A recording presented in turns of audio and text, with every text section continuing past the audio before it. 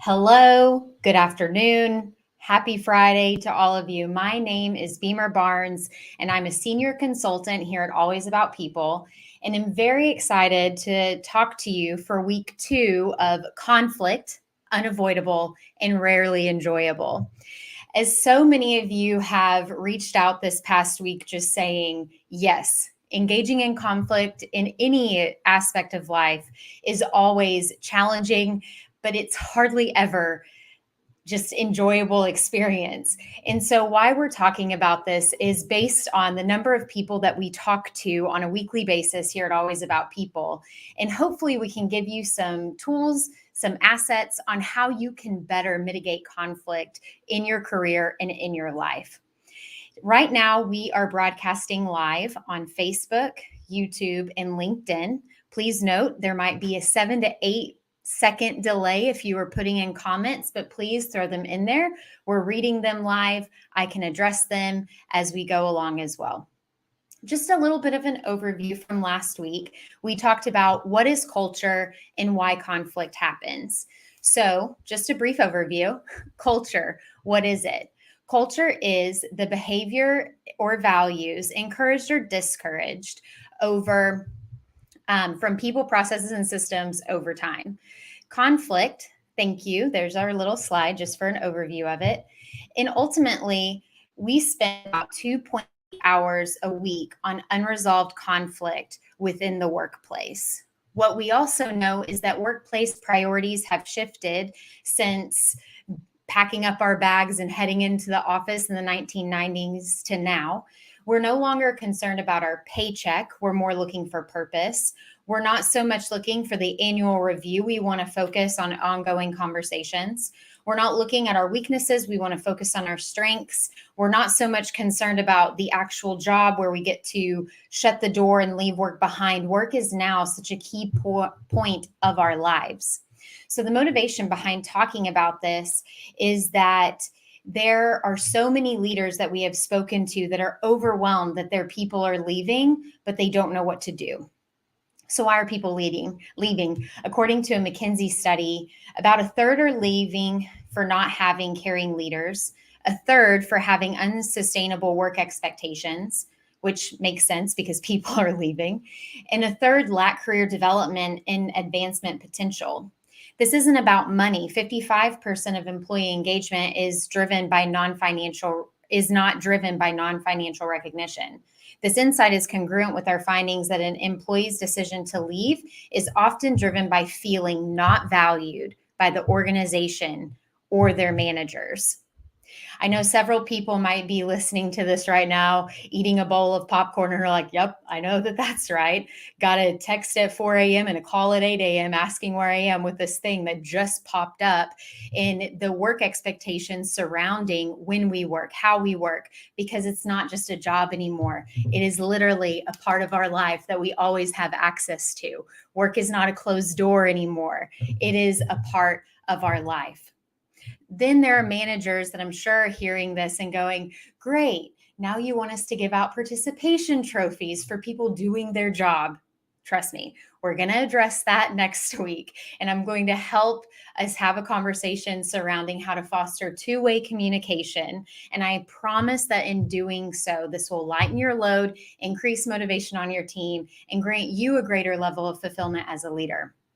So we have conversations with people that are in process of making some of these changes of maybe I need to leave my job, maybe I need to switch and transition to another team.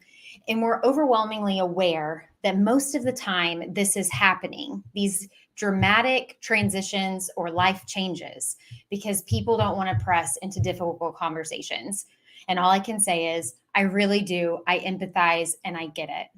There's this book that I've been reading. I have it right here, actually. It's called Deep Change by Robert Quinn. And basically the premise in the book is that he's talking about it from two standpoints, but he correlates it together in this really awesome way from a personal standpoint and business. But the premise is that we are either actively pursuing deep change, actively participating, or we're engaging in slowly dying. Often when we think that we're leaving organizations, it's more because we're tired of desiring change of some sort. And we think we're engaging in deep change when in reality, we're just surrendering to the slow death because we don't want to press into the conversation. The slide that was just up, deep change differs from incremental change as it requires a new way of thinking and behaving. What is culture? Behaviors and values. So this means that it's going, in order to engage in deep change, we're going to have to be willing to take a risk. So some of you love your job, but you're really frustrated with your leader. This conversation is for you. Oftentimes, we think about leaders in the same standpoint and how children can view their parents. I don't know if you had this moment or not, but I've definitely had this moment where I realized that my parents don't have all the answers and that maybe they don't actually know exactly what they're doing. One example was recognizing my stepdad trying to do handiwork, absolute disaster. Let him do the talking, but please keep tools out of his hands. All of us will be better because of it. And sometimes we can hold our leaders to this standard that they are to have all the answers or they need to meet our expectation of a leader without fully voicing that or maybe what it is that we need. Most of the time, whenever we're avoiding these conversations, at least from conversations that I've had with other people in this, is that we are waiting for the boss to notice and engage in the conversation. We don't feel it's our place to bring it up, or we're just afraid of being misunderstood. Remember, the conflict most likely exists from different perceptions, agendas, and personality skills.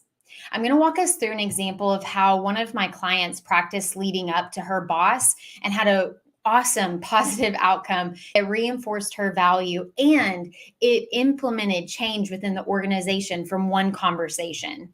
In order for us to lead up as employees, we have to establish trust, we embody humility, and we do that by engaging in conversation, or dare we say, we engage in deep change.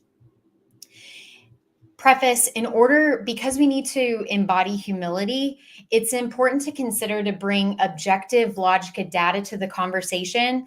If you are at all emotional or fired up about this, wait. It might not be the right time to have the conversation because of perception and could actually escalate the conflict instead of mitigating it. We need to be aware of our own emotional safety when approaching conversations that we don't feel safe in, and we want to avoid the trauma responses of fight, flight, freeze, or fawn. If you follow Dr. Caroline Leaf, highly recommend follow her Instagram. She breaks this down in a really awesome way. So within this situation, just as an example, is that this woman was hired to be an executive assistant. She operated within this role for a little over a year, but they had a director leave, and a temporary solution was for her to step in and operate in that function until they hired someone else. Well, about 6 months later, they hired someone else, and obviously she's going to now train them on how to do it. But upon training them, she realized the weight of everything that she had been doing to fulfill the responsibilities of this role. And she started to engage in conflict. This doesn't really feel right, but I volunteered to do this. What exactly am I going to do with this? I signed up for it. She's also aware that this role of this director pays more than she does, but she's been doing the job. So how do you think she's feeling? Taken advantage of, overlooked, not considered. The truth is that she loves her job, loves her company, and admires and enjoys working with her boss. They get along well. They're a nice yin and yang, if you want to use that kind of analogy. He can be perception and personality skills. His personality skill is a little bit more passive. He's not necessarily aggressive. He's quick to make decisions, but typically it's because the boat is now rocking. And she's one that will just like jump in, problem solve, get things done. They balance each other out very, very well. But in this instance, her boundaries have been crossed, and it was because she said yes to something. She volunteered for it. She wanted to help, and the organization needed somebody to step up and do it. So if cultures, behaviors, and values encouraged or discouraged by people, processes, and systems over time, and this is no longer something that she can stomach, it's time for her to have a conversation with their boss. So what she ended up doing is that she approached the conversation from scheduling a meeting. I know that sometimes if you were to schedule a meeting with your boss, it's going to wave red flags. This was in their normal cadence to have one-on-ones, but they hadn't had one due to some organizational chaos over a few months, and it had been continually pushed out. So in our coaching calls that I had with her, we walked through this practice called contrasting. Contrasting is using do and don't statements. It clarifies what you want by comparing it to what you don't want. Contrast helps when we're needing to establish trust, and it allows us to embody humility. She approached this situation by saying, I'm nervous to have this conversation, but there are some things I need to bring to your attention. I'm nervous because I need to talk to you about me and my work at this company. I would love to be able to share openly and candidly with you because of the relational equity that we have. I recognize that there are several things that have needed your time, so I've hesitated to bring some of this up.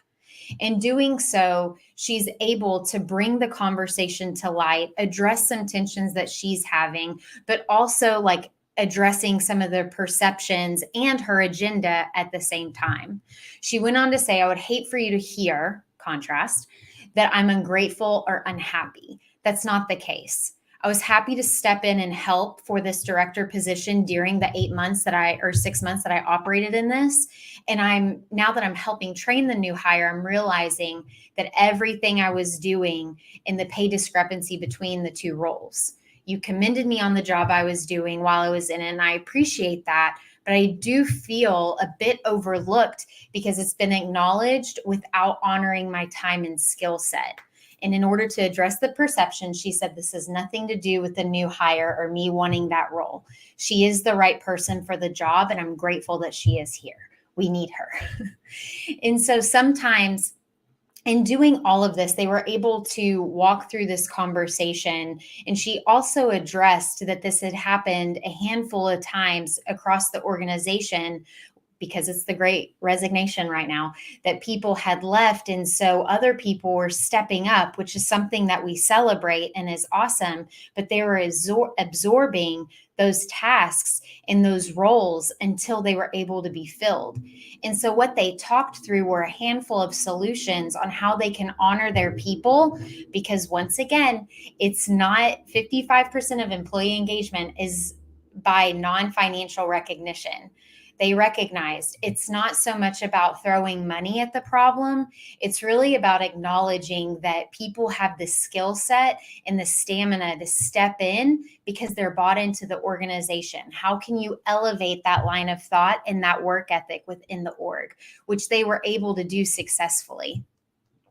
He's also a really strong leader and commended her for bringing the conversation and said to her, I am convicted by what you are sharing because I recognize that this is something that we can do better at. So we're going to do better at it. Phenomenal leadership opportunity for him, and good for her to be able to step into the conflict with data and objective behavior on what could happen instead of it being emotionally charged. I do just want to say that if you have conflict with a leader who's being unreasonable, and if you feel at all unsafe around them, it might be a great opportunity to bring in a third party, loop in HR. If you are not confident in establishing trust, then it might be a great time to bring somebody else in. An example of this, I had another client who encountered this, and just like in short, the conversation was that the boss was being rude and disparaging to junior employees. And while it wasn't actively happening to her, but to her colleagues, she didn't know what to do about it. Because of the demeanor of this boss, she didn't feel safe engaging in the conversation. And sometimes it's knowing when it's time to escalate the situation. And a telltale sign is if trust cannot be established, or if you are fighting to keep the humility, you are not able to lead up in those situations. It might be best to bring in the third party or escalate the situation to HR or the appropriate party within your org. So if you have any questions or would like to further this conversation, please do not hesitate to reach out. Next week, we will be discussing the opposite side of the desk with you as the leader. So as a leader, how can you manage conflict within your team? When you feel like no one is listening to you, you are under the pressure of making sure that what your executive team and the initiatives that y'all have set out, and feeling like you're in between like them and your team and just trying to bring it all together, and you're just tired. We're going to talk through how to foster two-way communication, how to lead through vulnerability. Brene Brown says that vulnerability is uncertainty, risk, and emotional exposure. How can we lead through those feelings? So I look forward to seeing you next Friday at 12 p.m. Eastern Standard Time. Feel free to follow me on LinkedIn for daily encouragement or coaching. And once again, if you want to continue this conversation or looking for personal development coaching, don't hesitate to reach out. I promise you are not alone. See you next week.